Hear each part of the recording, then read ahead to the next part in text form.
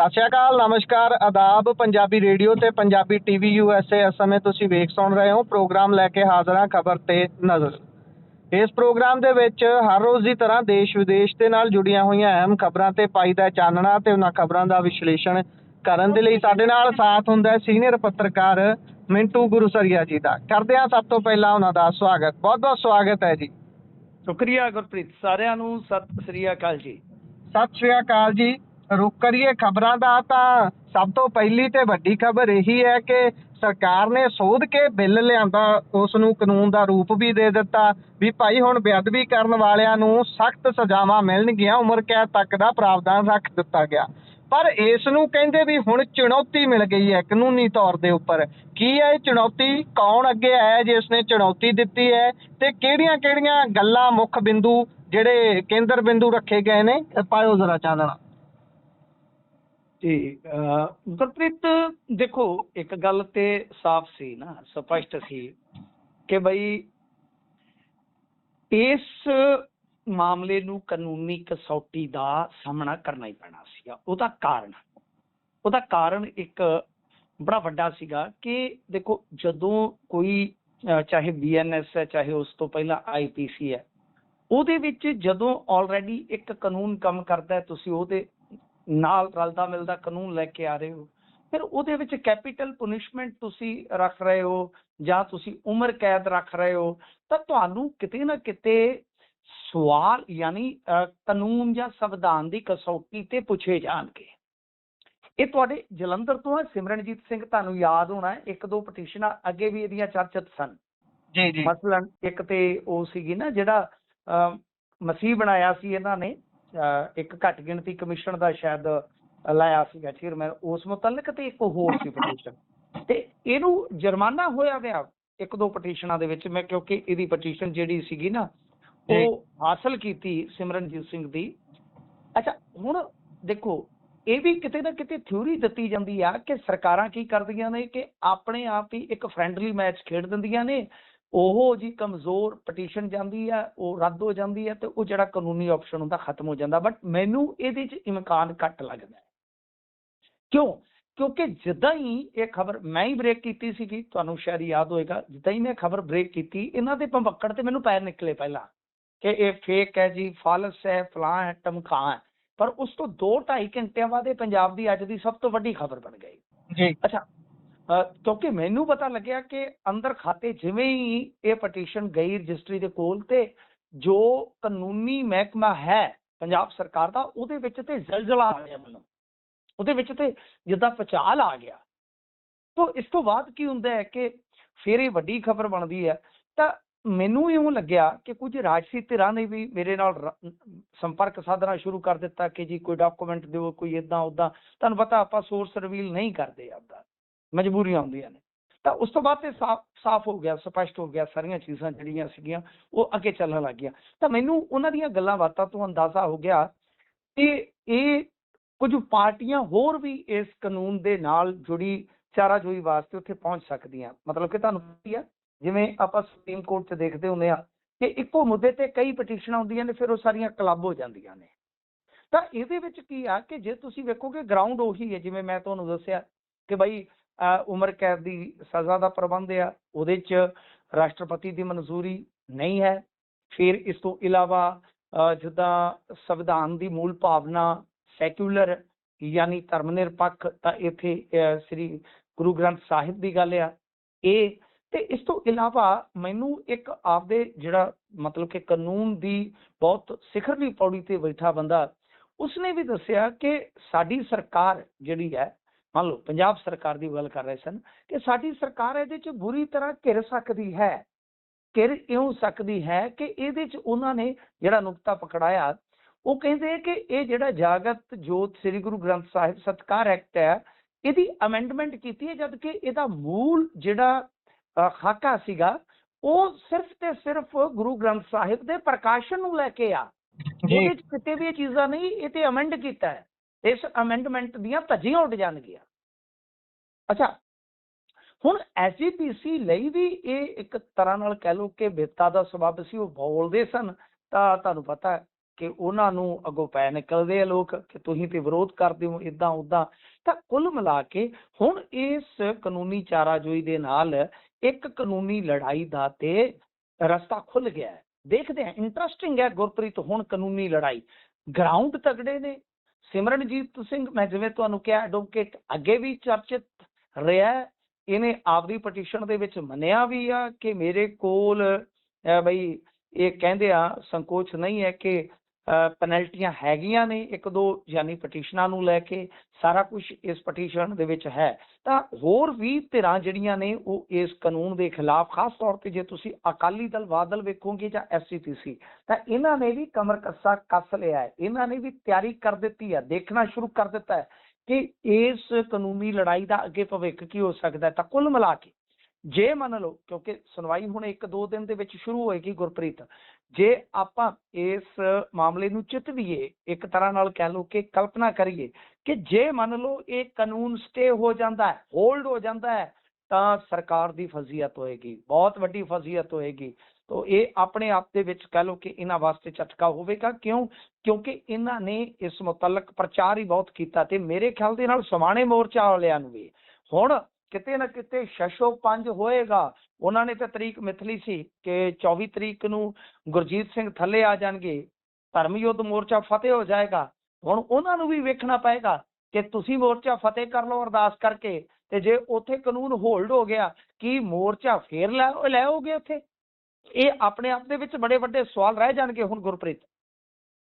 ਬਿਲਕੁਲ, ਸਵਾਲ ਵੱਡੇ ਖੜੇ ਹੋ ਜਾਣਗੇ। ਵੈਸੇ ਵੀ ਮਾਹਰਾਂ ਨੂੰ ਸੁਣ ਰਿਹਾ ਸੀ ਮੈਂ, RS ਬੈਂਸ ਉਹਨਾਂ ਨੂੰ ਸੁਣ ਰਿਹਾ ਸੀ ਵੀ ਇਹ ਜਿਹੜੀਆਂ ਸੋਧਾਂ ਕੀਤੀਆਂ ਗਈਆਂ ਨੇ ਇਹਨਾਂ ਦੇ ਖਤਰਨਾਕ ਪੱਖ ਨੇ ਬਹੁਤ ਸਾਰੇ। ਜਿਹੜਾ ਕਸਟੋਡੀਅਨ ਹੈ ਉਸ ਦੀ ਵੀ ਵਿੱਚੇ ਹੀ ਕਹਿੰਦੇ ਵੀ ਹੁਣ ਉਹ ਵੀ ਵਿੱਚ ਮਤਲਬ ਕਿ ਵੱਜੂਗਾ ਨਾਲ ਦੀ ਨਾਲ। ਬਹੁਤ ਸਾਰੀਆਂ ਹੋਰ ਚੀਜ਼ਾਂ, ਇੱਕ ਤਾਂ ਬੀਬੀ ਕਿਰਨਜੀਤ ਕੌਰ ਹੋਣੇ ਜਿਹੜੇ ਨੇ ਉਹਨਾਂ ਦੇ ਵੱਲੋਂ ਵੀ ਬਹੁਤ ਸਾਰੇ ਸ਼ੰਕੇ ਤੇ ਬਹੁਤ ਸਾਰੀਆਂ ਗੱਲਾਂ ਰੱਖੀਆਂ ਗਈਆਂ ਸੀ। ਉਹਨਾਂ ਨੂੰ ਵੀ ਬਹੁਤ ਸਾਰੀ ਹੇਟ ਦਾ ਸਾਹਮਣਾ ਕਰਨਾ ਪੈ ਰਿਹਾ ਹੈ। ਈਵਨ ਕਿ ਜੀ ਇਹ ਅੱਜ ਦਾ ਜ਼ਮਾਨਾ ਹੀ ਇਦਾਂ ਦਾ ਹੈ ਨਾ, ਇੱਥੇ ਜਜ਼ਬਾਤ ਤੇ ਇੱਥੇ ਅਗਿਆਨਤਾ ਇੰਨੀ ਹਾਵੀ ਹੈ ਕਿ ਤੁਸੀਂ ਭੀੜ ਤੋਂ ਉਲਟ ਗੱਲ ਕਰੋਗੇ ਤਾਂ ਤੁਹਾਨੂੰ ਗਾਲਾਂ ਮਿਲਣਗੀਆਂ। ਤੁਸੀਂ ਮੇਰੀ ਪੋਸਟ ਦੇ ਥੱਲੋਂ ਮੇਰੀ ਮਾਂ ਨੂੰ ਗਾਲਾਂ ਕੱਢੀਆਂ ਗਈਆਂ ਜਦੋਂ ਮੈਂ ਖਬਰ ਬ੍ਰੇਕ ਕੀਤੀ।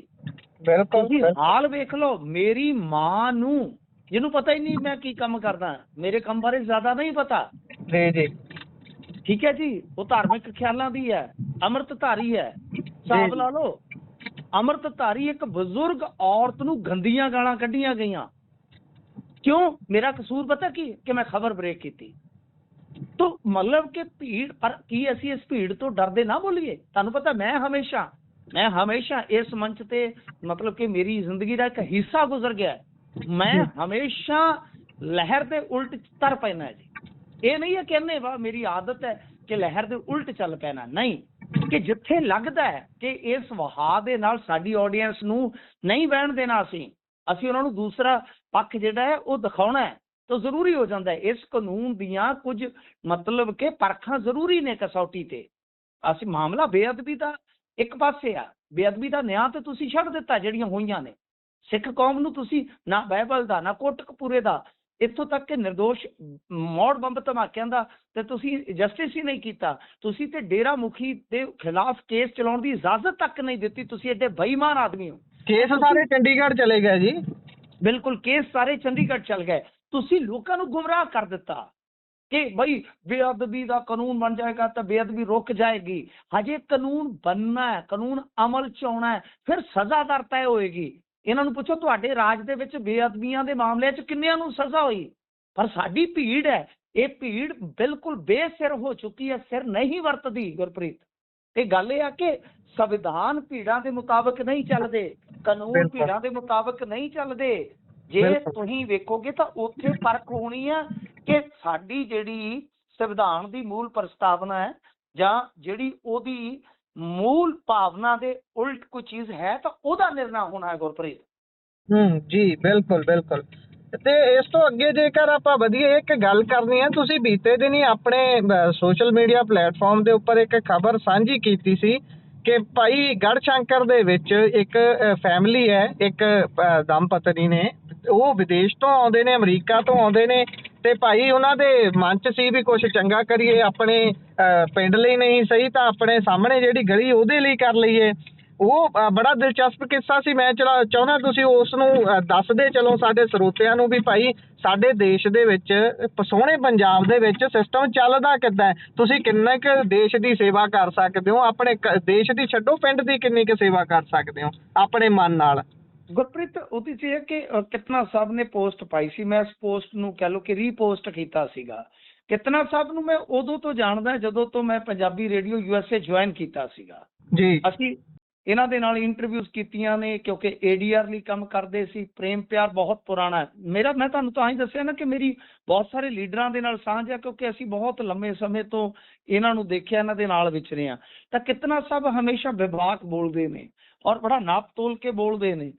ਇਹਨਾਂ ਨੇ ਕਿਹਾ ਸੀਗਾ ਕਿ ਉਹ ਜਿਹੜਾ ਬਜ਼ੁਰਗ ਜੋੜਾ ਸੀਗਾ ਉਹਨਾਂ ਨੇ ਗਲੀ ਸਮਤਲ ਕਰਾ ਦਿੱਤੀ। ਫਿਰ ਉਸ ਤੋਂ ਬਾਅਦ ਕੀ ਹੋਇਆ ਕਿ ਇਹ ਮਾਮਲਾ ਇੱਕ ਨੇਤਾ ਦੇ ਕੋਲ ਪਹੁੰਚ ਗਿਆ। ਹਾਲਾਂਕਿ ਉਸ ਤੋਂ ਪਹਿਲਾਂ ਜਿਹੜੀ ਅਧਿਕਾਰੀਆਂ ਦੇ ਪੱਧਰ ਦੀ ਸ਼ਿਕਾਇਤ ਹੋਈ, ਉਹਨਾਂ ਨੇ ਆ ਕੇ ਜਦੋਂ ਦੇਖਿਆ ਉਹਨਾਂ ਕਿਹਾ ਯਾਰ ਸ਼ਿਕਾਇਤ ਵਾਲੀ ਕਿਹੜੀ ਗੱਲ ਹੈ, ਇਹਨਾਂ ਨੂੰ ਤਾਂ ਇਨਾਮ ਮਿਲਣਾ ਚਾਹੀਦਾ। ਪਰ ਉੱਥੋਂ ਦਾ ਜਿਹੜਾ ਇੱਕ ਲੋਕਲ ਲੀਡਰ ਸੀਗਾ ਉਹ ਈਗੋਇਸਟਿਕ ਹੋ ਗਿਆ ਕਿ ਬਈ ਇਹਨਾਂ ਨੇ ਬਾਹਰ ਜਾ ਕੇ ਕੰਮ ਕੀਤਾ। ਤੇ ਫਿਰ ਕਮਾਲ ਦੀ ਗੱਲ ਹੈ ਕਿ ਉਹਨਾਂ ਤੇ ਜਿਨ੍ਹਾਂ ਨੇ ਸਾਰੀ ਜ਼ਿੰਦਗੀ ਉਸ ਜੋੜੇ ਨੇ ਪੜ੍ਹਾਈ ਕਰਵਾਈ ਆ ਸਟੂਡੈਂਟਸ ਨੂੰ, ਉਹਨਾਂ ਦੇ ਖਿਲਾਫ ਦੱਸਦੇ ਆ ਕਿ ਮਾਮਲਾ ਦਰਜ ਕਰ ਲਿਆ ਗਿਆ। ਹਿਸਾਬ ਲਾ ਲਓ। ਤਾਂ ਇਹ ਮੈਂ ਪੋਸਟ ਕੀਤਾ ਸੀਗਾ, ਉਹਨੂੰ ਤੁਸੀਂ ਦੇਖੋਗੇ ਤਾਂ ਲਗਭਗ 727 ਸ਼ੇਅਰ ਮਿਲੇ ਹੈ ਹੁਣ ਤੱਕ। ਲਗਭਗ 3400 ਬੰਦੇ ਨੇ ਲਾਈਕ ਕੀਤਾ, 283 ਕਮੈਂਟ ਨੇ ਉਹਦੇ 'ਚ। ਤਾਂ ਹੁਣ ਗੱਲ ਇਹ ਆ ਕਿ ਇਸ ਮਾਮਲੇ ਦੇ ਵਿੱਚ ਦੇਖੋ ਰਿਐਲਿਟੀ ਜਿਹੜੀ ਹੈ ਉਹ ਤੇ ਸਾਫ਼ ਹੈ। ਕਿਤਨਾ ਸਾਹਿਬ ਨੇ ਦੱਸਿਆ ਕਿ ਅਜਿਹਾ ਹੋਇਆ। ਬਾਕੀ ਤੁਸੀਂ ਦੱਸ ਦਿਓ ਤੁਹਾਡੇ ਕੋਲ ਕੋਈ ਅਪਡੇਸ਼ਨ ਹੈ ਇਸ ਮੁਤਲਕ ਨਵੀਂ ਕੋਈ, ਕਿਉਂਕਿ 2-3 ਦਿਨ ਪੁਰਾਣੀ ਗੱਲ ਹੈ ਜੀ। ਜੀ ਇਸ ਮਾਮਲੇ ਦੇ ਵਿੱਚ ਕਿਤਨਾ ਸਾਹਿਬ ਹੋਣਾ ਨਾਲ ਇਸ ਜਦੋਂ ਤੁਸੀਂ ਜਨਤਕ ਕੀਤਾ ਮਾਮਲਾ, ਸਾਡੀ ਵੀ ਗੱਲ ਹੋਈ ਤਾਂ ਉਹ ਮਾਮਲੇ ਦੇ ਵਿੱਚ ਦੱਸਦੇ ਨੇ, 1-2 ਵਾਰ ਮੇਰੀ ਈਵਨ ਗੱਲ ਹੋਈ ਥੋੜੇ ਗੈਪ ਤੋਂ ਬਾਅਦ। ਪਹਿਲਾਂ ਉਹ ਦੱਸ ਰਹੇ ਸੀ ਕਿ ਉਹਨਾਂ ਨਾਲ ਗੱਲ ਚੱਲ ਰਹੀ ਹੈ, ਕਾਨੂੰਨੀ ਚਾਰਾਜੋਈ ਕੀਤੀ ਜਾ ਰਹੀ ਹੈ, ਪਰ ਉਸ ਤੋਂ ਬਾਅਦ ਕਿਤਨਾ ਹੁਣੇ ਦੱਸਿਆ ਵੀ ਭਾਈ ਥੋੜੇ ਸਮੇਂ ਬਾਅਦ ਹੀ ਮੈਨੂੰ ਵੀ ਧਮਕੀਆਂ, ਕਹਿਣ ਦਾ ਭਾਵ ਕਿਤਨਾ ਹੁਣਾਂ ਨੂੰ ਵੀ ਧਮਕੀਆਂ ਆਉਣੀਆਂ ਸ਼ੁਰੂ ਹੋ ਗਈਆਂ ਵੀ ਤੁਸੀਂ ਇਹ ਗਲਤ ਜਾਣਕਾਰੀ ਜਿਹੜੀ ਹੈ ਫੈਲਾ ਰਹੇ ਹੋ, ਏਦਾਂ ਨਹੀਂ ਬਣਦੀ ਗੱਲ। ਇੱਥੋਂ ਤੱਕ ਕਿਹਾ ਗਿਆ ਵੀ ਭਾਈ ਉਹ ਜਿਹੜੀ ਫੈਮਿਲੀ ਦੀ ਤੁਸੀਂ ਗੱਲ ਕਰਦੇ ਹੋ ਉਹ ਤਾਂ ਸਾਡੇ ਕੋਲ ਬੈਠੇ ਨੇ, ਤੁਹਾਡੀ ਗੱਲ ਕਰਾਈਏ। ਇਸ ਪੱਧਰ ਦਾ ਦਬਾਅ ਪਾ ਦਿੱਤਾ ਗਿਆ ਤੇ ਉਹ ਪਰਿਵਾਰ ਜਿਹੜਾ ਪਹਿਲਾਂ ਪ੍ਰੈਸ ਕਾਨਫਰੰਸ ਤੱਕ ਕਰਨ ਨੂੰ ਤਿਆਰ ਹੋ ਗਿਆ ਸੀ ਵੀ ਭਾਈ ਅਸੀਂ ਪ੍ਰੈਸ ਕਾਨਫਰੰਸ ਕਰਕੇ ਇਹ ਮਾਮਲੇ ਨੂੰ ਜਨਤਕ ਕਰਨਾ ਵੀ ਚੱਲੀ ਕੀ ਜਾਂਦਾ ਸਾਡੇ ਇੱਥੇ। ਤੇ ਉਹ ਵਿਚਾਰੇ ਫੈਮਿਲੀ ਦੋਨੋਂ ਜੀ ਇਸ ਸਮੇਂ ਮੀਡੀਆ ਦੇ ਨਾਲ ਗੱਲ ਕਰਨ ਤੋਂ ਵੀ ਕਤਰਾ ਰਹੇ ਨੇ, ਬਿਲਕੁਲ ਵੀ ਮੀਡੀਆ ਦੇ ਸਾਹਮਣੇ ਉਹ ਆਉਣਾ ਹੀ ਨਹੀਂ ਚਾਹੁੰਦੇ। ਉਹ ਇਹ ਸਿੱਧਾ ਕਹਿ ਰਹੇ ਨੇ ਕਿ ਅਸੀਂ ਨਹੀਂ ਭਾਈ ਮੀਡੀਆ ਅੱਗੇ ਬੋਲਣਾ, ਇਹ ਸਾਨੂੰ ਖਤਰਾ ਹੈ। ਈਵਨ ਉਹਨਾਂ ਦੀਆਂ ਟਿਕਟਾਂ ਜਦੋਂ ਰੱਦ ਹੋ ਗਈਆਂ, ਉਹਨਾਂ ਨੇ ਜਾਣਾ ਸੀ ਵਿਦੇਸ਼, ਉਸ ਤੋਂ ਬਾਅਦ ਕੰਮ ਫਸ ਗਿਆ ਤੇ ਹੁਣ ਕਹਿੰਦੇ ਵੀ ਡਰ ਦੀ ਸਥਿਤੀ ਬਣੀ ਹੋਈ ਹੈ। ਇਸ ਤਰੀਕੇ ਦੇ ਨਾਲ ਇਨਾਮ ਦਿੱਤਾ ਜਾਂਦਾ ਹੈ ਸਾਡੇ ਦੇਸ਼ ਦੇ ਵਿੱਚ ਜੇਕਰ ਕੋਈ ਵੀ ਲੀਡਰਾਂ ਤੋਂ, ਬੇਸ਼ੱਕ ਛੋਟੇ ਤੋਂ ਛੋਟਾ ਲੀਡਰ ਹੀ ਹੋਵੇ, ਉਸ ਤੋਂ ਬਾਹਰ ਜਾ ਕੇ ਜਦੋਂ ਕੁਝ ਕਰਨਾ ਚਾਹੁੰਦੇ ਨੇ। ਜੀ ਇਹ ਅਜੀਬ ਰਾਜ ਹੈ ਕਿ ਇਹਦੇ ਵਿੱਚ ਸ਼ਿਕਾਇਤਕਰਤਾ ਨੂੰ ਨਿਆਂ ਨਹੀਂ ਦਿੱਤਾ ਜਾਂਦਾ, ਬਲਕਿ ਕੋਸ਼ਿਸ਼ ਕੀਤੀ ਜਾਂਦੀ ਹੈ ਉਸਨੂੰ ਸਪਰੈਸ ਕਰ ਦਿੱਤਾ ਜਾਵੇ। ਬਿਲਕੁਲ। ਲੁਧਿਆਣੇ ਵਾਲੇ ਵਿਧਾਇਕ ਦਾ ਮਾਮਲਾ ਦੇਖ ਲਓ। ਅੱਜ ਮੈਨੂੰ ਇੱਕ ਬਹੁਤ ਪੁਰਾਣੇ ਲੀਡਰ ਦਾ ਫੋਨ ਆਇਆ ਜਿਸ ਪਾਰਟੀ ਦੇ ਨਾਲ ਹੀ ਉਸ ਵਿਧਾਇਕ ਦਾ ਸੰਬੰਧ ਰਿਹਾ। ਉਸਨੇ ਕਿਹਾ ਕਿ ਪੈਰਲਲ ਸਰਕਾਰ ਚਲਾਉਂਦਾ ਰਿਹਾ ਇਹਦਾ ਵੱਡਾ ਭਰਾ ਇਸ ਵਿਧਾਇਕ ਦਾ ਜੀ ਲੁਧਿਆਣੇ ਦੇ ਵਿੱਚ। ਔਰ ਕਹਿੰਦਾ ਅਸੈਂਬਲੀ ਦੇ ਵਿੱਚ ਉਹ ਵੈਟਰਨ ਆਗੂ ਹੈ, ਮੈਂ ਉਹਦਾ ਨਾਮ ਨਹੀਂ ਲਵਾਂਗਾ ਕਿਉਂਕਿ ਬਜ਼ੁਰਗ ਹੈ, ਇਸ ਟਾਈਮ ਰਾਜਨੀਤੀ ਤੋਂ ਰਿਟਾਇਰ ਹੈ। ਕਿਉਂਕਿ ਮੈਂ ਤੁਹਾਨੂੰ ਦੱਸਦਾ ਕਿ ਮੇਰਾ ਪ੍ਰੇਮ ਪਿਆਰ ਬਹੁਤ ਵੱਡੇ ਲੀਡਰਾਂ ਨਾਲ ਹੈਗਾ। ਤਾਂ ਉਸਨੇ ਕਿਹਾ ਕਿ ਅਸੈਂਬਲੀ ਦਾ ਰਿਕਾਰਡ ਕਢਾ ਲਓ, ਇਹਦੇ ਭਰਾ ਦਾ ਜਿਹੜੇ ਗੁਪਤਾ ਸਾਹਿਬ ਉਸ ਵੇਲੇ ਵਿਧਾਇਕ ਹੁੰਦੇ ਸਨ ਦਰਬਾਰਾ ਸਿੰਘ ਸਰਕਾਰ ਦੇ ਵਿੱਚ, ਉਹਨਾਂ ਨੇ ਮੁੱਦਾ ਚੁੱਕਿਆ ਜੀ। ਤੇ ਉਹਨਾਂ ਨੇ ਕਿਹਾ ਕਿ ਬੱਚਾ ਹਰਬੰਸ ਸਿੰਘ ਜਗਾਦਰੀ ਵਾਲੇ ਦਾ ਪੋਤਰਾ ਜਿਹੜਾ ਉਹ ਬਿਲਕੁਲ ਡਰਿਆ ਹੋਇਆ ਹੈ, ਬਿਲਕੁਲ ਕੱਲਾ ਪੈ ਚੁੱਕਾ ਹੈ, ਉਹਦੇ ਨਾਲ ਕੌਮ ਨਹੀਂ ਖੜ ਰਹੀ। ਜਦ ਕਿ ਜਗਾਦਰੀ ਵਾਲਾ ਤੇ ਐਸਾ ਇੱਕ ਤਰ੍ਹਾਂ ਨਾਲ ਕਹਿ ਲਓ ਕਿ ਕੀਰਤਨੀਆ ਸੀਗਾ ਜਿਸਨੇ ਹਾਲੀਵੁੱਡ ਦੇ ਬਾਲੀਵੁੱਡ ਦੇ ਵੱਡੇ ਸਿਤਾਰਿਆਂ ਦੇ ਆਨੰਦ ਕਰਵਾਏ ਨੇ, ਜਿਨ੍ਹਾਂ ਨੇ ਲਾਵਾਂ ਲਈਆਂ ਨੇ ਨਾ ਬਹੁਤ ਸਾਰੇ। ਜਿੱਦਾਂ ਉਹਦੇ ਚ ਕ੍ਰਿਸ਼ਮਾ ਕਪੂਰ ਦਾ ਵੀ ਸ਼ਾਇਦ ਜ਼ਿਕਰ ਕੀਤਾ ਉਹਨਾਂ ਨੇ, ਮੈਨੂੰ ਤਾਂ ਪਤਾ ਨਹੀਂ ਸੀ। ਤਾਂ ਕਹਿੰਦੇ ਕਿ ਆਉਣ ਵੇਲੇ ਉਹਨਾਂ ਨੂੰ ਸ਼ਾਇਦ ਮਰਸਡੀਜ਼ ਗੱਡੀ ਵੀ ਦੇ ਦਿੱਤੀ ਸੀਗੀ, ਜਾਂਦੀ ਵਾਰ ਟਿਕਟਾਂ ਸਨ ਕਿ ਤੁਸੀਂ ਬਾਬਾ ਜੀ ਇਹ ਲੈ ਜਾਓ। ਉਹ ਗੱਲ ਇਹ ਆ ਕਿ ਇਹ ਚੀਜ਼ਾਂ ਨੇ ਕਿ ਇੱਥੇ ਤੁਸੀਂ ਵੇਖੋ ਕਿ ਜਿਵੇਂ ਹੁਣ PTO ਟਰਾਲੀ ਵਾਲਾ ਮਾਮਲਾ, ਕਿ ਉਹਦੇ ਵਿੱਚ ਜਿਹੜਾ ਪੀੜਤ ਹੈ ਉਸ ਨੂੰ ਹੀ ਦਬਾਉਣ ਦਾ ਯਤਨ ਸ਼ੁਰੂ ਹੋ ਜਾਂਦਾ ਹੈ। ਤੋ ਇਹ ਇਸ ਰਾਜ ਦੀ ਅਜੀਬ ਵੰਨਗੀ ਹੈ ਕਿ ਇਹ ਡਾਢੀ ਮਾਰਦਾ ਹੈ, ਮਾਰ ਨਾਲੇ ਰੋਣ ਵੀ ਨਹੀਂ ਦਿੰਦਾ। ਲਾ ਵੀਰੇ ਦਾ ਗੀਤ ਸੀ, ਇਹ ਬਿਲਕੁਲ ਵੈਸਾ ਹੀ ਹੈ। ਇਹ ਮਾਰ ਵੀ ਮਾਰੀ ਜਾਂਦੀ ਹੈ, ਰੋਣ ਵੀ ਨਹੀਂ ਦਿੱਤਾ ਜਾਂਦਾ। ਜੀ, ਇਸ ਤੋਂ ਅੱਗੇ ਜੇਕਰ ਵਧੀਏ ਤਾਂ ਸ਼ਹਿਰੀ ਏਰੀਆਜ਼ ਦੇ ਵਿੱਚ ਲਗਾਤਾਰ ਬਿਜਲੀ ਦੇ ਲੰਬੇ ਕੱਟ ਲੱਗ ਰਹੇ ਨੇ ਤੇ ਲੋਕ ਖਾਸੇ ਦੁਖੀ ਨੇ। ਵੀਡੀਓਜ਼ ਬਹੁਤ ਸਾਹਮਣੇ ਆ ਰਹੀਆਂ ਨੇ। ਗੁਰਪ੍ਰੀਤ, ਸਾਡੀ ਤੇ ਜ਼ਿੰਦਗੀ ਕੱਟਾਂ 'ਚ ਲੰਘ ਗਈ, ਪਰ ਸ਼ਹਿਰੀ ਲੋਕਾਂ ਨੂੰ ਲਗਾਤਾਰ, ਕਿਉਂਕਿ ਸ਼ਹਿਰੀ ਲੋਕ ਕਦੇ ਕੱਟ ਨੂੰ ਫੇਸ ਨਹੀਂ ਕਰਦੇ, ਅਜਿਹਾ ਨਹੀਂ ਹੈ। ਉਹ ਕੱਟ ਹੁੰਦਾ ਘੰਟਾ, 2 ਘੰਟੇ, 3 ਘੰਟੇ, ਉਸ ਤੋਂ ਬਾਅਦ ਚਲੋ ਲਾਈਟ ਆ ਗਈ, ਫੇਰ ਕਿਤੇ ਇੱਕ ਅੱਧਾ ਦਿਨ ਬਾਅਦ ਕੋਈ ਕੱਟ ਆਇਆ। ਅਸੀਂ ਜਦੋਂ ਸਾਡੀ ਹਾੜੀ ਦੀ ਫਸਲ ਆਉਂਦੀ ਹੈ ਤਾਂ ਅਸੀਂ ਲਗਭਗ 1 ਮਹੀਨਾ ਸਾਰਾ ਦਿਨ ਦਾ ਕੱਟ ਫੇਸ ਕਰਦੇ ਹਾਂ, ਤੇ ਇਸ ਤੋਂ ਇਲਾਵਾ ਰਾਤ ਨੂੰ ਵੀ ਕਈ ਵਾਰ ਕੱਟ ਲੱਗਦੇ ਆ। ਸ਼ਹਿਰੀ ਇਲਾਕਿਆਂ ਦੇ ਵਿੱਚ, ਖਾਸ ਤੌਰ ਤੇ ਵੱਡੇ ਸ਼ਹਿਰਾਂ ਦੇ ਵਿੱਚ, ਜਿੱਥੇ ਕੰਮਕਾਰ ਵੀ ਲਾਈਟ ਤੇ ਡਿਪੈਂਡ ਕਰਦਾ ਹੈ, ਬਿਜਲੀ ਤੇ ਡਿਪੈਂਡ ਕਰਦਾ ਹੈ, ਉਹਨਾਂ ਸ਼ਹਿਰਾਂ 'ਚ ਜਦੋਂ ਕੱਟ ਲੱਗੇ ਆ, 23 ਤੋਂ 28 ਤੱਕ ਦੇ ਸ਼ਾਇਦ ਕੱਟ ਸੀ ਮੇਰੇ ਖਿਆਲ ਦੇ ਨਾਲ, ਕਿ 22 ਤੋਂ 27 ਤੱਕ ਸੀ, ਇਹ ਮੈਨੂੰ ਹੁਣ ਪਤਾ ਨਹੀਂ, ਇੱਕ ਹਫ਼ਤੇ ਦਾ ਦੱਸਿਆ ਜਾਂਦਾ, ਨਹੀਂ 21 ਤੋਂ 28 ਸ਼ਾਇਦ। ਤਾਂ ਉਸ ਤੋਂ ਬਾਅਦ ਕੀ ਹੋਇਆ ਕਿ ਇੱਕ ਦਿਨ ਲੰਘਿਆ, ਅੱਜ ਤੇ ਅੰਮ੍ਰਿਤਸਰ ਤੋਂ ਖਬਰ ਆ ਰਹੀ ਸੀ ਕਿ ਲੋਕ ਬਿਜਲੀ ਘਰ ਪਹੁੰਚ ਗਏ ਬਿਜਲੀ ਛਡਾਉਣ ਵਾਸਤੇ, ਕਿ ਤੁਹਾਡੀ ਐਸੀ ਕਿ ਤੈਸੀ। ਤੇ ਅੱਜ ਬਿਜਲੀ ਮੰਤਰੀ ਨੇ ਵੀ ਆਖਿਆ ਕਿ ਬਈ ਪਰੇਸ਼ਾਨੀ ਦੇ ਵਾਸਤੇ ਸਾਨੂੰ ਖੇਦ ਆ, ਅੰਮ੍ਰਿਤਸਰ ਦੇ ਵਿੱਚ ਗੇਟ ਤੋੜ ਦਿੱਤਾ ਗਿਆ, ਜਬਰਨ ਸਪਲਾਈ ਚਾਲੂ ਕਰ ਦਿੱਤੀ ਗਈ। ਯਾਨੀ ਬਹੁਤ ਬੁਰਾ ਹਾਲ ਹੈ। ਤੁਸੀਂ ਦੱਸ ਰਹੇ ਹੋ ਕਿ ਵੀਡੀਓਜ਼ ਆ ਰਹੀਆਂ ਨੇ, ਭਾਈ ਵਾਕਿਆ ਇੱਥੇ ਤੇ ਇਹ ਕਹਿੰਦੇ ਸਨ VIP ਕਲਚਰ, ਤੁਹਾਨੂੰ ਸ਼ਾਇਦ ਪਤਾ ਹੋਏਗਾ ਕਿ ਇੱਥੇ 62 ਪਿੰਡਾਂ ਦੇ ਵਿੱਚ ਹਨੇਰਾ ਤੇ ਖੁੱਡੀਆਂ ਪਿੰਡ ਦੇ ਵਿੱਚ ਜਗਮਗ, ਮਤਲਬ ਕਿ ਲਾਈਟ ਦੇ ਵੰਡ ਦੇ ਵਿੱਚ ਵੀ VIP ਕਲਚਰ ਹਾਵੀ ਹੋ ਗਿਆ ਵਾ। ਤੇ ਖੈਰ, ਹੁਣ ਇਹਨਾਂ ਦੇ ਬਿਜਲੀ ਮੰਤਰੀ ਨੇ ਸਫਾਈ ਤੇ ਦਿੱਤੀ ਆ, ਪਰ ਭਾਈ ਮਾਡਰਨਾਈਜੇਸ਼ਨ ਦੇ ਨਾਮ ਤੇ ਜਾਂ ਐਰਾ ਵਗੈਰਾ ਜੋ ਵੀ ਇਹ ਕਰ ਰਹੇ ਨੇ, ਪਤਾ ਨਹੀਂ ਕੀ ਹੈ, ਮੈਨੂੰ ਨਹੀਂ ਸਮਝ ਆ ਰਹੀ ਇਹਨਾਂ ਦੀ ਸਪਸ਼ਟ, ਤੇ ਕੁਝ ਦੱਸ ਨਹੀਂ ਰਹੇ। ਮਾਡਰਨਾਈਜੇਸ਼ਨ ਜੇ ਕਰਨੀ ਸੀ ਤੁਸੀਂ ਸਿਆਲਾਂ 'ਚ ਕਰਦੇ, ਉਧਰੋਂ ਤੇ ਹੀਟ ਵੇਵ ਦੀ ਯਾਨੀ ਐਡਵਾਈਜ਼ਰੀ ਜਾਰੀ ਹੋਈ ਆ, ਚੇਤਾਵਨੀ ਜਾਰੀ ਹੋਈ ਆ, ਦੂਏ ਪਾਸੇ ਤੁਸੀਂ ਆਹ ਕੁਝ ਕਰਕੇ ਬੈਠੇ ਹੋ। ਇਹ ਤੁਹਾਨੂੰ ਕੀ ਕਹੀਏ, ਨਾਅਹਿਲ ਕਹੀਏ, ਬੇਵਕੂਫ ਕਹੀਏ, ਅਹਿਮਕ ਕਹੀਏ, ਸਮਝ ਤੋਂ ਬਾਹਰ ਹੈ ਕਿ ਸ਼ਬਦ ਕਿਹੜਾ ਇਸਤੇਮਾਲ ਕਰੀਏ, ਕਿਹੜਾ ਸ਼ਬਦ ਕਿੱਥੋਂ ਲਈਏ। ਜੀ ਬਿਲਕੁਲ। ਇਸ ਤੋਂ ਅੱਗੇ ਵਧੀਏ ਤਾਂ ਇੱਧਰ ਲਾਰੈਂਸ ਆਫ ਪੰਜਾਬ ਨਾਮ ਦੀ ਜਿਹੜੀ ਡਾਕੂਮੈਂਟਰੀ ਆਉਣੀ ਸੀ, ਉਸ ਦਾ ਮਾਮਲਾ ਵੀ ਹਾਈ ਕੋਰਟ ਪੁੱਜ ਗਿਆ ਹੈ। ਹਾਂ ਬਿਲਕੁਲ, ਦੇਖੋ ਇਹਦੀ ਲੜਾਈ ਤੇ ਕਾਂਗਰਸ ਨੂੰ ਲੜਨੀ ਪੈਣੀ ਸੀਗੀ। ਦੂਸਰਾ ਕੋਈ ਇਸ ਤਰ੍ਹਾਂ ਦੀ ਲੜਾਈ ਨਹੀਂ ਲੜਦਾ ਅੱਜ ਕੱਲ੍ਹ। ਤੁਹਾਨੂੰ ਪਤਾ, ਹਰ ਇੱਕ ਬੰਦੇ ਨੂੰ ਕਿਤੇ ਨਾ ਕਿਤੇ ਡਰ ਹੈ, ਭੈ ਹੈ, ਉਹ ਇਸ ਤਰ੍ਹਾਂ ਦੀਆਂ ਲੜਾਈਆਂ 'ਚ ਨਹੀਂ ਪੈਂਦਾ। ਪਰ ਜਿਹੜੀ ਆਪਣੀ ਪੰਜਾਬੀ ਫਿਲਮ ਇੰਡਸਟਰੀ, ਇਹ ਵੀ ਡਰੀ ਹੋਈ ਆ, ਇਹ ਵੀ ਸਹਿਮੀ ਹੋਈ ਆ। ਤੁਸੀਂ ਦੇਖਿਆ ਹੋਣਾ, ਗੈਂਗਸਟਰਾਂ ਤੇ ਫਿਲਮਾਂ ਬਣਨੀਆਂ ਬਿਲਕੁਲ ਬੰਦ ਹੋ ਗਈਆਂ ਨੇ ਇਸ ਵੇਲੇ। ਤੇ ਮੇਰੇ ਖਿਆਲ ਦੇ ਨਾਲ ਆਟੋਬਾਇਓਗ੍ਰਾਫੀ ਵੀ ਸ਼ਾਇਦ ਆਪਣੇ ਵਾਲੀ ਲਾਸਟ ਹਿੱਟ ਸੀਗੀ, ਉਸ ਤੋਂ ਬਾਅਦ ਕੋਈ ਇਹਨਾਂ ਨੇ ਇਦਾਂ ਦਾ ਰਿਸਕ ਨਹੀਂ ਲਿਆ। ਤਾਂ ਕੁੱਲ ਮਿਲਾ ਕੇ ਬੰਦ ਨੇ। ਕੋਈ ਐਫਰਟਸ ਹੋਈਆਂ ਨੇ, 1-2 ਐਫਰਟਸ ਹੋਈਆਂ ਨੇ ਇਸ ਤਰ੍ਹਾਂ ਦੀਆਂ, ਪਰ ਨਾਕਾਮ ਜਿਹੀਆਂ ਸਿੱਧ ਹੋਈਆਂ ਨੇ। ਤਾਂ ਇਸ ਤਰ੍ਹਾਂ ਦੇ ਕੰਟੈਂਟ ਤੇ ਕਹਿ ਲਈਏ ਕਿ ਆਪਣਾ ਜਿਹੜਾ ਬਾਲੀਵੁੱਡ ਆ ਉਹ ਵੀ ਡਰ ਰਿਹਾ। ਤਾਂ ਹੁਣ ਕੀ ਹੈ ਕਿ OTT ਆ ਗਏ ਨੇ ਗੁਰਪ੍ਰੀਤ। OTT ਯਾਨੀ ਉੱਥੇ ਰਿਸਕੀ ਗੇਮ ਖੇਡੀ ਜਾ ਸਕਦੀ ਆ, ਉੱਥੇ ਇਸ ਤਰ੍ਹਾਂ ਦੀਆਂ ਗੱਲਾਂ ਜਿਹੜੀਆਂ ਨੇ ਉਹ ਕੀਤੀਆਂ ਜਾ ਸਕਦੀਆਂ, ਜਿਹੜੀਆਂ ਆਮ ਤੌਰ ਤੇ ਸਿਨੇਮਾ ਅੱਜ ਕੱਲ੍ਹ ਕਹਿਣ ਤੋਂ ਕਿਤੇ ਨਾ ਕਿਤੇ ਝਿਜਕਦਾ ਹੈ। ਤਾਂ ਬਹਰਹਾਲ, ਜਦੋਂ ਲਾਰੈਂਸ ਆਫ ਪੰਜਾਬ ਡਾਕੂਮੈਂਟਰੀ ਜਿਹੜੀ ਇੱਕ OTT ਤੇ ਆਉਣ ਦਾ ਇਹਨਾਂ ਨੇ ਸੁਣਿਆ, ਤਾਂ ਸਭ ਤੋਂ ਵੱਡਾ ਵਿਰੋਧ ਵੀ ਕਾਂਗਰਸ ਨੇ ਕੀਤਾ। ਔਰ ਬਣਦਾ ਸੀਗਾ ਗੁਰਪ੍ਰੀਤ, ਬਣਦਾ ਇਉਂ ਸੀ ਕਿ ਜਿਹੜਾ ਮੂਸੇਵਾਲਾ ਪਰਿਵਾਰ ਆ ਉਹ ਤੇ ਐਲਾਨੀਆ ਕਾਂਗਰਸੀ ਆ। ਸਿੱਧੂ ਮੂਸੇਵਾਲਾ ਇਲੈਕਸ਼ਨ ਲੜ ਗਿਆ ਤੇ ਬਲਕੌਰ ਸਿੰਘ ਸਿੱਧੂ ਇਸ ਵੇਲੇ ਇਲੈਕਸ਼ਨ ਲੜਨ ਦੀ ਤਿਆਰੀ ਕਰ ਰਿਹਾ ਵਾ।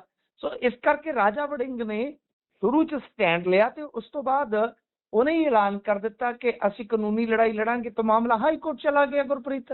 ਹੁਣ ਇਹਦੇ 'ਚ ਵੇਖਣਾ ਹੋਏਗਾ ਕਿ ਹਾਈ ਕੋਰਟ ਕੀ ਇਸ ਡਾਕੂਮੈਂਟਰੀ ਨੂੰ, ਇਸ ਦਸਤਾਵੇਜ਼ੀ ਨੂੰ ਰੋਕਦਾ ਹੈ ਕਿ ਨਹੀਂ ਰੋਕਦਾ। ਜੇ ਰੋਕਦਾ ਹੈ ਤਾਂ ਉਹਦੇ ਵਿੱਚ ਕਿਹੜੇ ਗਰਾਊਂਡਸ ਹੋਣਗੇ। ਤਾਂ ਮੇਰੇ ਖਿਆਲ ਦੇ ਨਾਲ, ਕਿਉਂਕਿ ਇਸੇ ਹੀ ਹਾਈ ਕੋਰਟ ਦੇ ਵਿੱਚ ਤੁਹਾਨੂੰ ਪਤਾ ਲਾਰੈਂਸ ਦੀ ਇੰਟਰਵਿਊ ਦਾ ਮਾਮਲਾ ਵੀ ਗਿਆ ਸੀ, ਉਸ ਵੇਲੇ ਹਾਈ ਕੋਰਟ ਦੀਆਂ ਟਿੱਪਣੀਆਂ ਸਨ, ਜੇ ਮੈਨੂੰ ਚੰਗੀ ਤਰ੍ਹਾਂ ਯਾਦ ਨੇ, ਕਿ ਬਈ ਇਸ ਤਰ੍ਹਾਂ ਮਹਿਮਾ ਮੰਡਨ ਨਹੀਂ ਕੀਤਾ ਜਾ ਸਕਦਾ ਕਿਸੇ ਅਪਰਾਧੀ ਦਾ। ਔਰ ਠੀਕ ਹੈ, ਉਹਦੇ ਵਿੱਚ ਇੱਕ ਬਹੁਤ ਵੱਡਾ ਪੱਤਰਕਾਰ ਜਿਹੜਾ ਬਚ ਗਿਆ, ਜਿਹਦਾ ਕਹਿ ਲਓ ਕਿ ਬੈਕਗਰਾਊਂਡ ਪੁਲਿਸ ਦਾ ਹੈ, ਚੰਡੀਗੜ੍ਹ ਪੁਲਿਸ ਦਾ, ਉਹਦਾ ਭਰਾ ਵੀ ਜਿਹੜਾ ਹੈ ਬਹੁਤ ਚਰਚਿਤ ਇੰਸਪੈਕਟਰ ਹੈ, ਪਿੱਛੇ ਜੇ ਤੁਹਾਨੂੰ ਪਤਾ 1-2 ਵੀਡੀਓ ਵੀ ਵਾਇਰਲ ਹੋਈਆਂ ਸੀਗੀਆਂ, ਉਹ ਬਚ ਗਿਆ ਉਸ ਮਾਮਲੇ ਦੇ ਵਿੱਚ। ਅਦਰਵਾਈਜ਼ ਬਹੁਤ ਸਖਤ ਸੀ ਹਾਈ ਕੋਰਟ। ਤਾਂ ਉਸੇ ਹੀ ਮਾਮਲੇ ਦੇ ਵਿੱਚ ਹੁਣ ਦੂਸਰਾ ਮਾਮਲਾ ਪਹੁੰਚ ਜਾਏਗਾ ਇਸ ਤਰ੍ਹਾਂ ਦਾ ਜਿਹਦੇ ਵਿੱਚ ਅਪਰਾਧ ਦਾ ਜਾਂ ਅਪਰਾਧੀ ਦਾ ਮਹਿਮਾ ਮੰਡਣ ਹੁੰਦਾ ਹੈ, ਉਹਦੀ ਮਤਲਬ ਯਾਨੀ ਉਹਨੂੰ ਗਲੋਰੀਫਾਈ ਕੀਤਾ ਜਾਂਦਾ ਹੈ। ਤਾਂ ਮੇਰੇ ਖਿਆਲ ਦੇ ਨਾਲ ਹਾਈ ਕੋਰਟ ਇਹਦੇ 'ਚ ਬਹੁਤ ਬਰੀਕ ਛਾਨਣਾ ਲਾਵੇਗੀ ਗੁਰਪ੍ਰੀਤ, ਹਲਕੇ ਫੈਸਲਾ ਆਉਣਾ। ਬਾਕੀ ਆਪਾਂ ਕੋਈ ਅਗਾਊ ਟੀਕਾ ਟਿੱਪਣੀ ਨਹੀਂ ਕਰ ਸਕਦੇ, ਪਰ ਮੈਨੂੰ ਲੱਗਦਾ ਹੈ ਕਿ ਹਾਈ ਕੋਰਟ ਦੇ ਵਿੱਚ ਉਹ ਇੰਟਰਵਿਊ ਵਗੈਰਾ, ਕਿਉਂਕਿ ਉਹਦੀ ਸੁਣਵਾਈ ਚੱਲ ਰਹੀ ਹੈ ਆਲਰੇਡੀ, ਤਾਂ ਇਹ ਮਾਮਲਾ ਜਿਹੜਾ ਕਾਫੀ ਕਹਿ ਲਓ ਕਿ ਰੌਚਕ ਹੋਣ ਵਾਲਾ ਹੈ।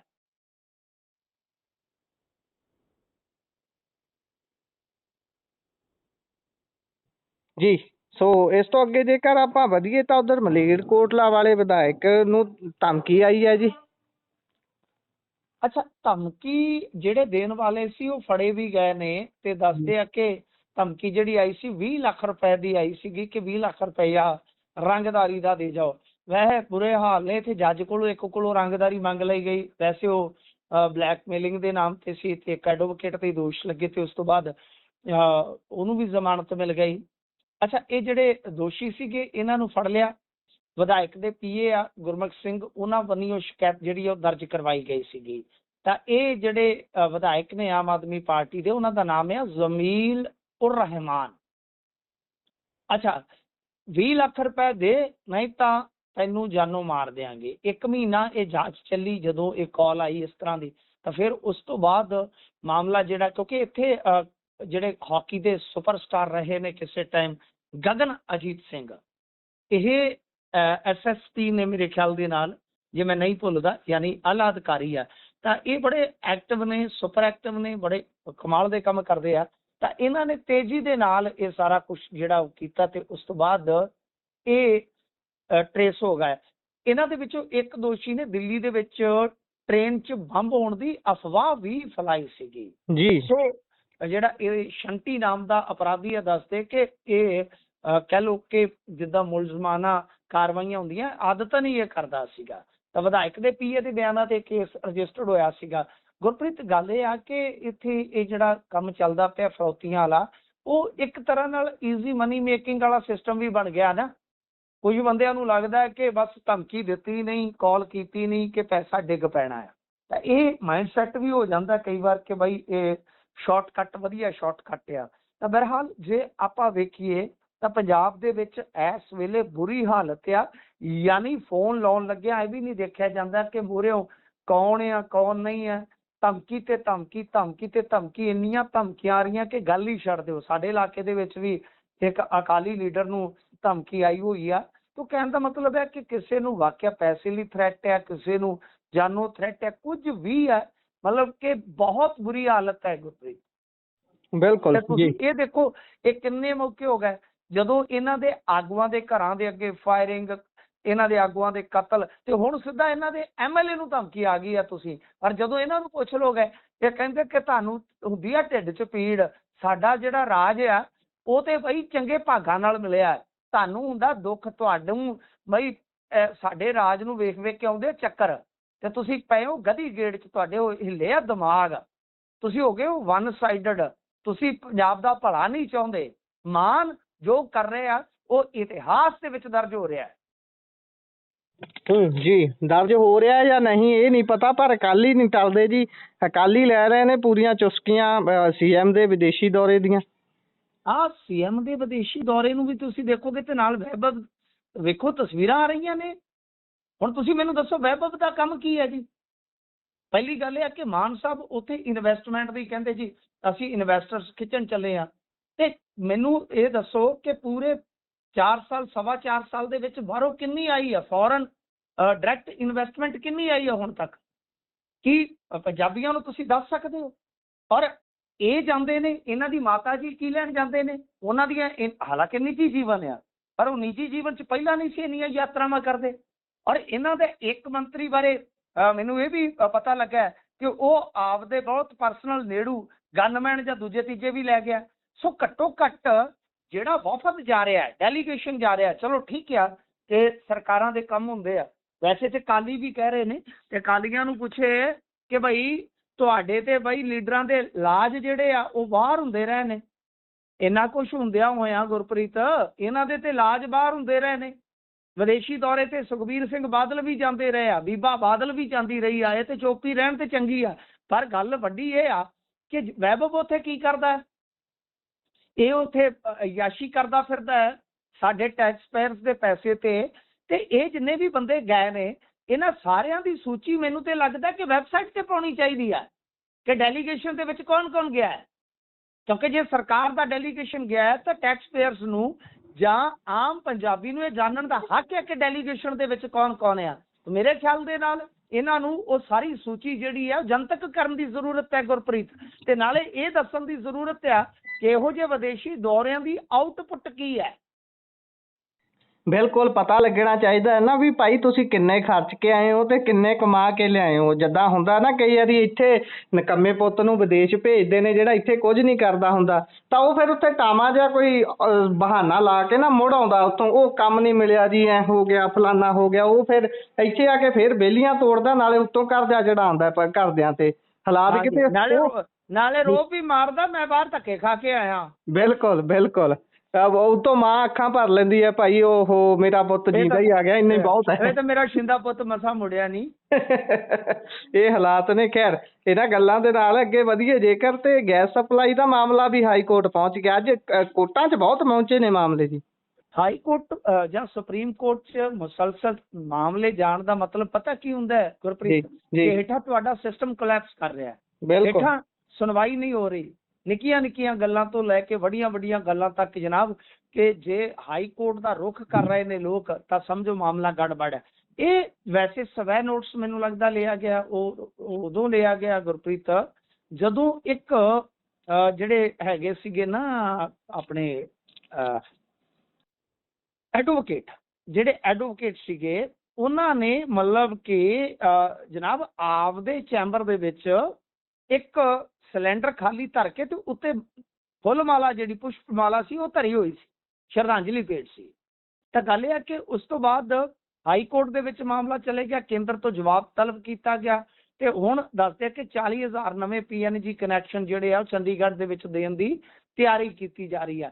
ਗੱਲ ਇਹ ਆ ਕਿ ਇਹ ਮਾਮਲਾ ਜਿਹੜਾ ਸੀਗਾ ਉਹ ਉਦੋਂ ਸੁਰਖੀਆਂ 'ਚ ਆਇਆ ਜਦੋਂ ਕਹਿ ਲਓ ਕਿ ਇਸ ਵਕੀਲ ਦੀ ਫੋਟੋ ਵਾਇਰਲ ਹੋਈ। ਤਾਂ ਖੈਰ ਦੇਖਦੇ ਹਾਂ ਹੁਣ ਇਹਦੇ ਤੇ ਕੀ ਜਵਾਬ ਦਿੰਦੀ ਹੈ ਕੇਂਦਰ। ਪਰ ਮੈਂ ਖੁਦ ਵੀ ਟਰਾਈ ਕੀਤੀ ਹੈ ਜੀ, ਮੈਂ ਖੁਦ ਵੀ ਮਤਲਬ ਕਿ ਬੁਕਿੰਗ ਦਾ ਯਤਨ ਕੀਤਾ, ਬੁਕਿੰਗ ਨਹੀਂ ਮਿਲ ਰਹੀ, ਬੜੀ ਲੰਮੀ ਵੇਟਿੰਗ ਆ, ਬਹੁਤ ਲੰਮੀ ਵੇਟਿੰਗ ਆ। ਤਾਂ ਗੱਲ ਅਸਲ ਦੇ ਵਿੱਚ ਇਹ ਹੈ ਕਿ ਹੁਣ ਪਾਈਪਲਾਈਨ ਵਿਛਾ ਕੇ ਕੀ ਕਰੋਗੇ ਵੀ ਬੂਹੇ ਤੇ ਆਈ ਜੰਨ ਤੇ ਕੁੜੀ ਦੇ ਵਿੰਨੋ ਕੰਨ। ਪਰ ਗੱਲ ਇਹ ਆ ਕਿ ਦਿਹਾਤੀ ਏਰੀਏ ਦੇ ਵਿੱਚ ਕੀ ਕਰੋਗੇ, ਲੋਕਾਂ ਨੂੰ ਗੈਸ ਦੀ ਜ਼ਰੂਰਤ ਹੈ ਉੱਥੇ ਆ। ਤੇ ਜੇ ਆਪਾਂ ਦੇਖੀਏ, ਚਲੋ ਇਹਦੇ ਨਾਲ ਹੀ ਆਪਾਂ ਜੰਗ ਨਾਲ ਜੁੜੀ ਗੱਲ ਵੀ ਕਰ ਲੈਂਦੇ ਆ ਕਿ ਹੁਣ ਦੇਖੋ ਹਾਰਮੂਜ਼ ਦੇ ਵਿੱਚ ਕੀ ਆ ਕਿ ਵੱਡੀ ਘਟਨਾ ਵਾਪਰੀ ਗੁਰਪ੍ਰੀਤ।